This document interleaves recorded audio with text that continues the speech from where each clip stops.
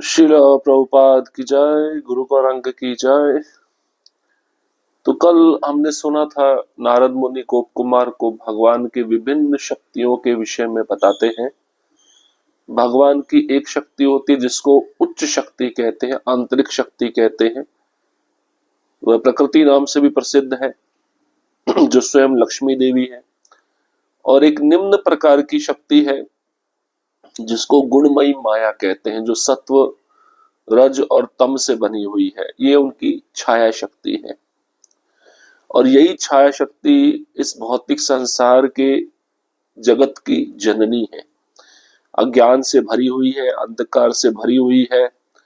जीवात्माओं को यही शक्ति जन्म मरण के संसार में बांध देती है और ब्रह्मांड की 8वीं आवरण की अधीश्वरी है। और हमने ये भी सुना था कि भगवान में जो भग शब्द का प्रयोग होता है, ये भग शब्द भगवान के असीम अद्वितीय ऐश्वर्यों का वर्णन करता है। जैसे भगवान संपूर्ण धनवान है, बलवान है, यशवान है, सौंदर्यवान है, ज्ञानवान है और वैराग्यवान है। तो भगवान के भक्त भगवान की आंतरिक शक्ति के संरक्षण में रहते हैं और भक्त भगवान की सेवा में लगे रहकर जितना चाहे उतना सर्वोच्च भक्ति सुख का आनंद प्राप्त करते हैं। ये भगवान की करुणा की महानता का प्रमाण है। तो वैकुंठ के जो पार्षद होते हैं वो भी नित्य रहते हैं, ज्ञान में रहते हैं, आनंद में रहते हैं। जन्म मरण के चक्र में वह कभी बंधते नहीं है। अब हम आगे बढ़ेंगे। भक्ति में सेवा के आनंद का अनुभव करने के लिए भगवान की दिव्य लीला शक्ति की सहायता से वे भगवान की लीलाओं के अनुरूप स्वरूप धारण करते हैं। श्री गोप कुमार ने पूछा, हे प्रभु, क्या पृथ्वी पर स्थित भगवान की सभी विग्रह स्वरूप जैसे नीलाचल के स्वामी श्री जगन्नाथ भी नित्य ज्ञानमय और आनंदमय है? यद्यपि भगवान जिनका स्वरूप नित्य ज्ञानमय और आनंदमय है एक है, फिर भी अपनी लीलाओं में वे अनेकों स्थलों पर अनेकों भिन्न रूपों में प्रकट होते हैं। सर्व त्याग कर विग्रह की उपासना करने में क्या दोष है? जब विग्रह की उपासना की जाती है तो महान लाभ का अनुभव होता है। फिर भी पुराणों में इतने विरोधाभासी कथन क्यों सुनने को मिलते हैं? इन्हें प्रमाण के रूप में अस्वीकार भी नहीं किया जा सकता, क्योंकि ये महापुरुषों के मुख से निकले हैं। ये सुनकर विग्रह पूजा मार्ग के आचार्य आनंद पूर्वक उठ खड़े हुए, मुझे आलिंगन दिया और उत्तर दिया। श्री नारद जी ने कहा, मैं पहले ही बता चुका हूं कि भगवान के विग्रह स्वरूप भगवान स्वयं ही है। विग्रह पूजा अत्यंत गौरवशाली है। जो इस भाव से कि विग्रह स्वयं भगवान है उनकी पूजा करते हैं, भले ही वे अन्य कर्तव्यों की उपेक्षा करें और भले ही उनकी पूजा में पूर्ण निष्कपटता ना हो, वे पतित नहीं होते, उनमें कोई दोष नहीं है। उनके पुण्य अत्यधिक है, उनकी भक्ति में सेवा को सर्वोच्च माना जाता है। वे अत्यंत महान फल प्राप्त करते हैं। विग्रह दर्शन, तुलसी पूजन अथवा केवल एक बार हरिनाम का उच्चारण या श्रवण केवल उनकी छाया मात्र से भी सिद्धि प्राप्त हो सकती है। श्रील सनातन गोस्वामी बताते हैं कि तुलसी पूजन का आरंभ उसे जल अर्पण करने और प्रणाम करने से होता है। भगवान की उस विग्रह स्वरूप की पूजा में दोष कैसे हो सकता है, जिसका रूप भगवान का स्मरण कराता है, जो मंत्रों से विधि पूर्वक प्रतिष्ठित है और जो भक्ति की सभी क्रियाओं का केंद्र है। श्री कृष्ण विग्रह के उपासक कभी श्री कृष्ण भक्तों का अपमान नहीं करते। यदि कभी भूल से कर भी दे तो भक्त उसका बुरा नहीं मानते, बल्कि उनकी भगवान की प्राप्ति आसक्ति की प्रशंसा करते हैं। जो विग्रह को प्रभु से भिन्न मानकर उसे पत्थर या किसी अन्य पदार्थ का बना समझकर हरि विग्रह की पूजा करते हैं, वे भगवान के भक्तों का सम्मान नहीं करते। सभी के प्रति अनादरपूर्ण और अपनी पूजा पर गर्व करते हुए वे वेदों में दिए भगवान के आदेशों का उल्लंघन करते हैं। वे सभी भक्तों में सबसे निम्न है, उनकी बुद्धि मंद है, वे अपनी पूजा के फल को नहीं पाते। यद्यपि उनके विग्रह पूजन का दिव्य फल समस्त साधारण पुण्य कर्मों के फलों से असीम रूप से महान है, तथापि वह वास्तविक फल प्राप्त नहीं करते जो भगवान के सेवा से प्राप्त होता है। इसी कारण महात्मा भक्त भिन्न भिन्न स्थानों पर भिन्न भिन्न प्रकार से उनकी उपासना पद्धति की आलोचना करते हैं। श्री सनातन गोस्वामी बताते हैं कि भक्ति का वास्तविक फल है श्री कृष्ण के चरण कमलों के प्रति प्रेम, श्री कृष्ण धाम की प्राप्ति, भगवान के दर्शन और उनके साथ लीलाओं का रसास्वादन। अब नारद जी कहते हैं कि भक्ति में सेवा का जो आनंद है उसका अनुभव करने के लिए भगवान अपनी दिव्य लीला शक्ति की मदद से अनेक स्वरूप धारण करते हैं। अब गोप कुमार पूछते हैं, हे नारद जी, क्या पृथ्वी पर स्थित भगवान के जो विग्रह है, जैसे नीलाचल के स्वामी जगन्नाथ जी, ये भी नित्य ज्ञानमय और आनंदमय हैं? भगवान जिनका स्वरूप नित्य ज्ञानमय और आनंदमय है, एक है, फिर भी अपनी लीलाओं में वे अनेकों स्थलों पर अनेकों भिन्न रूपों में प्रकट होते हैं। तत्व एक ही है, लेकिन भगवान भिन्न भिन्न रूप धारण करते हैं, अलग अलग जगह पे रूप धारण करते हैं और अलग अलग लीलाओं में आनंद लेने के लिए रूप धारण करते हैं। सबको छोड़कर जो विग्रह की उपासना कर रहे हैं, क्या ये ठीक है? क्या उसमें कोई दोष है? और जब विग्रह की उपासना की जाती है तो महान लाभ का अनुभव होता है, तो ये मुझे समझाइए। ये सुनकर जो विग्रह पूजा मार्ग के आचार्य नारद जी, जिन्होंने पंचरात्रिक विधि नामक ग्रंथ लिखा है, वो आनंद पूर्वक उठ खड़े हुए और गोप कुमार को आलिंगन दिया। अब उत्तर देते नारद जी कि मैं पहले ही बता चुका हूं, भगवान का जो विग्रह स्वरूप है वो भगवान ही है, और भगवान की जो विग्रह की पूजा करता है बड़ा भाग्यशाली है। और जो भाव से भगवान के विग्रह की सेवा कर रहा है, उनकी पूजा कर रहा है, भले ही वह अन्य कार्यों की उपेक्षा करे, अन्य कार्यों को ना भी करे, तब भी वह गिरेगा नहीं, उसका पतन नहीं होगा। और पूजा करते समय उसके मन में निष्कपटता नहीं है, वह थोड़ा बहुत कपट है, फिर भी उसका पतन नहीं होता, उसमें कोई दोष नहीं है, उसके पुण्य बहुत ज्यादा है। उनकी भक्ति में सेवा को ही श्रेष्ठ माना जाता है, और ऐसे भक्त जो भगवान के विग्रह की सेवा करते हैं उनको महान फल प्राप्त होता है। भगवान के विग्रह का दर्शन करना, तुलसी की पूजा करना और एक बार हरिनाम का उच्चारण करना या भगवान की कथा का एक बार श्रवण करना, केवल इनकी छाया मात्र से भी सिद्धि प्राप्त हो जाती है। तो सनातन गोस्वामी बताते, तुलसी महारानी का पूजा करना और जल अर्पण करना और प्रणाम करना, ये बताता है इसको एक बार भी करेंगे तब भी सिद्धि प्राप्त हो जाती है। और भगवान के विग्रह स्वरूप की जो पूजा, उसमें कोई दोष नहीं हो सकता। भगवान का जो विग्रह है भगवान के रूप का स्मरण कराता है। भगवान का जो विग्रह है वह मंत्रों द्वारा विधि पूर्वक प्रतिष्ठित होता है, और भगवान का जो विग्रह है भक्ति की सभी क्रियाओं का केंद्र है। क्योंकि विग्रह को आप देख रहे हो, विग्रह के बारे में सुन रहे हो, विग्रह की आप सेवा कर रहे हो, तो सारी भक्ति की क्रियाएं भगवान के विग्रह के इर्द गिर्द रहती है।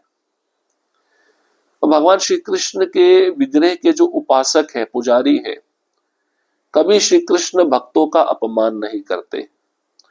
और मान लीजिए पुजारी किसी श्री कृष्ण भक्त का अपमान कर भी दे भूल से, तो भक्त उसका बुरा नहीं मानते, बल्कि उनकी भगवान की प्राप्ति आसक्ति की प्रशंसा करते हैं। मान लीजिए पुजारी ने डांट दिया किसी कृष्ण भक्त को, तो कृष्ण भक्त ये सोचेगा पुजारी जो डांट रहा है उस सेवा में कोई त्रुटि होगी मेरे द्वारा, उस सेवा में त्रुटि दोबारा ना हो इसलिए मुझे डांटा जा रहा है। तो इसका मतलब उस पुजारी का भगवान के प्रति आसक्ति है, इसलिए वो आपको ये कोई प्रतिकूल कार्य करने से मना कर रहा है।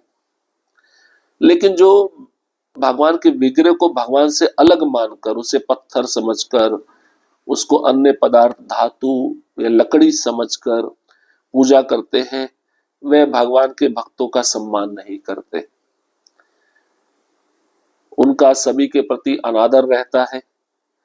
ऐसे पुजारी अपनी पूजा पर गर्व करते हैं और वेदों में दिए गए भगवान के आदेशों को नहीं मानते। ऐसे भक्त सभी प्रकार से निम्न हैं। ऐसे लोगों की बुद्धि मंद है और ऐसे लोग अपनी पूजा का फल प्राप्त नहीं कर पाते। अब कहते भगवान के विग्रह पूजा की जो सेवा है, पुण्य कर्मों के फल जो मिलते हैं उससे कई करोड़ों गुना अधिक विग्रह की पूजा का जो फल है वो असीम रूप से महान है।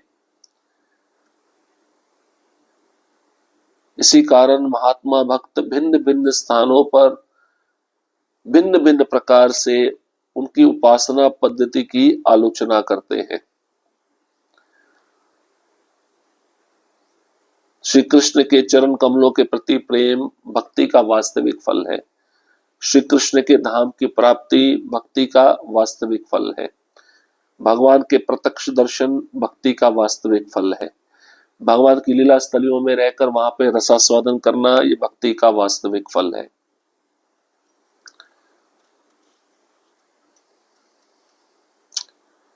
यद्यपि पुराणों और अन्य शास्त्रों के सभी वचन उनका दोषपूर्ण उपासकों का निषेध करते हैं, तथापि यह मत समझो कि भगवान के विग्रह स्वरूप की पूजा करने वाला हर व्यक्ति ऐसा ही है। यदि वे अपनी उपासना का परित्याग ना करे तो भगवान के भक्तों की कृपा से तो दूसरों में सद्गुण देखने वाले होते हैं, उनके हृदय के सभी दोष जो अब उनके श्रद्धा से पवित्र हो चुके हैं नष्ट हो जाते हैं और कालांतर में वे महाभक्त बन जाते हैं। भौतिक सुख चाहने वाले भक्त अपनी इच्छा भोग लेने के बाद अपनी भक्ति में सेवा की शक्ति से अंततः अपनी सेवा का वास्तविक फल प्राप्त करते हैं, क्योंकि इस प्रकार भक्ति फल तुरंत प्राप्त नहीं होता। निर्मल भक्त भौतिक भावना से युक्त भक्तों के प्रथम फल की आलोचना करते हैं। जो भक्त भगवान के चरण कमलों के अनुरक्त हैं वे भक्ति का वास्तविक फल मानते हैं। सदैव परमेश्वर के दर्शन, उनके साथ लीलाओं का रसास्वादन और विविध सेवाओं का आनंद वे एक क्षण का भी विलंब सहन नहीं कर सकते। भगवान भी उनके एक क्षण के लिए छोड़ना सहन नहीं कर पाते। अन्य सभी इच्छाओं के फल की तुलना में ये अत्यंत तुच्छ है। मोक्ष को सरलता से मिल जाता है किंतु भक्ति दुर्लभ है। भक्ति की कृपा से भगवान अपने भक्तों के अधीन हो जाते हैं, क्योंकि यह उनकी स्वतंत्रता को सीमित करता है। भगवान सहज में भक्ति नहीं प्रदान करते। मैं मानता हूं कि अपने प्रिय भक्तों के अधीन होना भगवान के लिए कोई दोष नहीं है, ना ही यह उन्हें अप्रसन्न करता है, यह उन्हें आनंदित करता है, यह उनकी महिमा को बढ़ाता है, जिसका मूल उनके भक्तों के प्रति उनका प्रेम है। अब देखिए पुराणों में और अन्य शास्त्रों में जो उनके वचन है कि दोषपूर्ण उपासकों का निषेध करना है। जो अभी हमने सुना भगवान के विग्रह की जो आराधना करते हैं, लेकिन उसमें भगवान को भगवान ना समझकर पत्थर समझते हैं, कोई धातु समझता है, कोई काष्ठ समझता है। तो इस प्रकार के जो भक्त होते हैं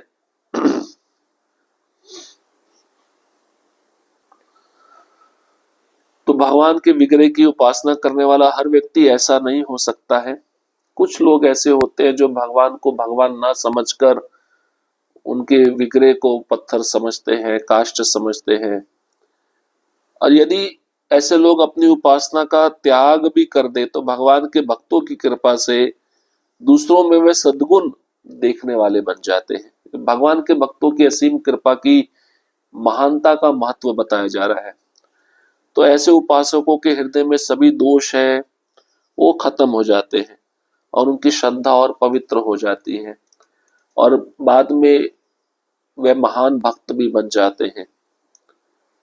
तो जो भक्त भौतिक सुख चाहते हैं, अपनी इच्छा भोग लेने के बाद भक्ति में सेवा की जो शक्ति है उससे अपना वास्तविक फल प्राप्त करते हैं। उन भक्तों को बाद में पता चलता है भगवान की भक्ति के बजाय हमें भौतिक फल नहीं मांगना चाहिए था, भगवान की सेवा मांगनी चाहिए। तो सेवा में ज्यादा शक्ति है।